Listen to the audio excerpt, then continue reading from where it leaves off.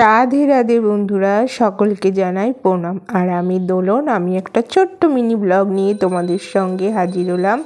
আর এই দেখো, সকালবেলা আমি ঠাকুর ঘরে পুজো দিয়ে তারপরে জানলার ধারে বসে 1 কাপ গরম জল নিয়ে খেতে খেতে বাইরের পরিবেশটা দেখতে এত ভালো লাগছে।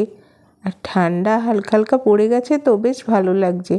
আর এই দেখো, তোমাদের দাদাভাই আজকে বাজার থেকে কত সবজি নিয়ে এসছে। আর দেখো না, তোমাদের দাদাভাই আজকে আমার পছন্দের মাছটা নিয়ে এসছে। কী মাছ বলো তো? তোমরা বলতে পারবে এটা কী মাছ? এনেছে হচ্ছে ফলি মাছ। আর ছোটোবেলা থেকেই আমি না ফলি মাছ খেতে খুব ভালোবাসি। ফলি মাছ, ভোলা মাছ এগুলো খেতে না আমার খুব ভালো লাগে। আর মাখা মাখা করে ঝোল করে আর ধনেপাতা দিয়ে দেখো নামিয়ে নিলাম আমার ফলি মাছের ঝোল। আর এই দেখো, গতকাল না একটা পার্সেল এসেছিলো। আর পার্সেলটা কি অর্ডার করেছিলাম চলো তোমাদের সঙ্গে শেয়ার করি। অনেক দিন ধরে না এই প্রদীপটা কেনার আমার খুব ইচ্ছা ছিল, সিংহাসনে বসাবো বলে। এই দেখো কেমন হয়েছে বলো তো।